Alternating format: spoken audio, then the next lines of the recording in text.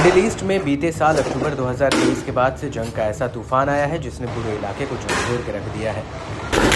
Israel Hamas युद्ध हो या फिर इजरायल ईरान हमले या फिर इजरायल और लेबनान का संघर्ष, बीते कई महीनों से मिडिल ईस्ट कई बड़े हमलों और युद्धों का गवाह रहा है जो आज भी जारी है। इनमें यमन के हूतियों का इजरायल ही नहीं बल्कि पश्चिमी देशों से सीधे टकराव ने तनाव को और बढ़ाकर रख दिया है। दावा है कि सबसे ज्यादा चोट अमेरिका और उसके सहयोगी देशों को यमन के हूतियों ने ही दी है। हूतियों ने लाल सागर में हमलों के कई सालों बाद अमेरिका के सामने समुद्र में एक विशाल चुनौती पेश की है।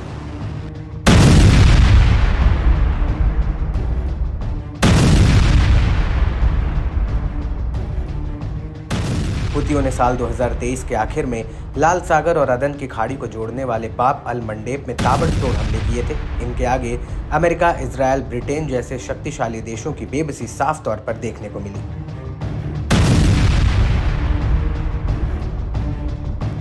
इससे विश्व जगत में इस बात पर चर्चा तेज होने लगी कि क्या सुपर पावर अमेरिका कमजोर हो गया है? क्या पश्चिमी देशों का अगुवा अमेरिका हार रहा है? क्या अमेरिका यमन के उग्रवादी समूह हूतियों से मुकाबला करने में सक्षम नहीं है?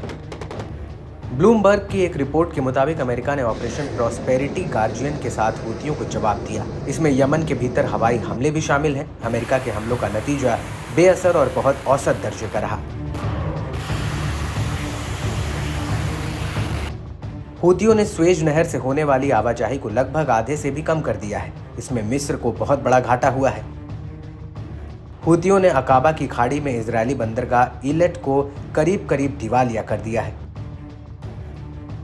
इसने हालिया में एक तेल टैंकर को नुकसान पहुंचाया। इसमें विनाशकारी पर्यावरणीय परिणामों के साथ तेल के रिसाव का खतरा पैदा हुआ।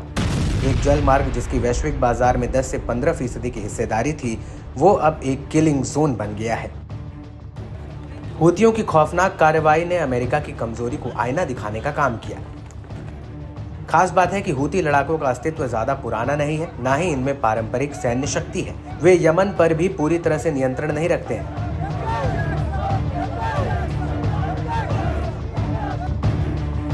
बावजूद इसके हूतियों ने महत्वपूर्ण समुद्रों तक अपनी पहुंच को बरकरार रखने के लिए ड्रोन और मिसाइलों का इस्तेमाल किया है, जो अमेरिका पर भारी पड़ते दिखे।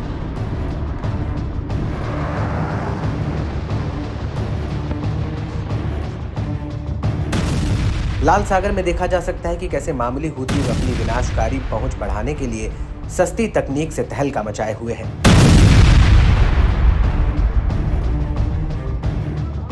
अहम यह भी है कि हूतियों का चीन और रूस के प्रति भी सॉफ्ट कॉर्नर देखने को मिलता है। यही वजह है कि हूतियों ने चीन की शिपिंग को बिना किसी नुकसान के गुजरने की अनुमति भी दी है।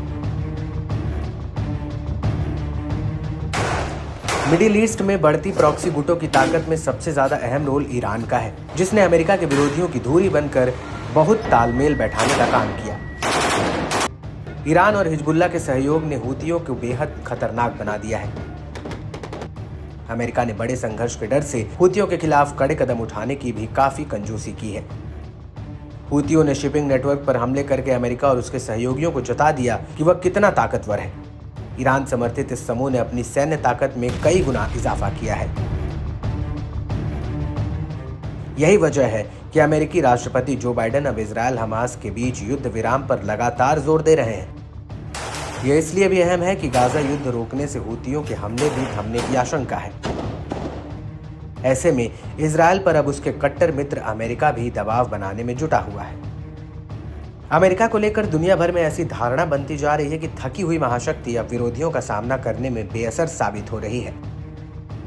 अमेरिका की सियासत में भी मौजूदा युद्ध को लेकर तीखी बहसबाजी होती रहती है। जो बाइडेन साल के आखिर में होने वाले अमेरिकी राष्ट्रपति चुनाव से पहले मिडिल ईस्ट युद्ध को रोकने का क्रेडिट लेने के मूड में है। वहीं उनके प्रतिद्वंदी उम्मीदवार डोनाल्ड ट्रंप कई बार कह चुके हैं कि अगर वो राष्ट्रपति होते तो मौजूदा इजरायल हमास युद्ध को इतना लंबा नहीं खींचने देते। ट्रंप अमेरिका की साख को गिराने वाले बाइडेन को अब तक सबसे खराब राष्ट्रपति तक का करार दे चुके हैं।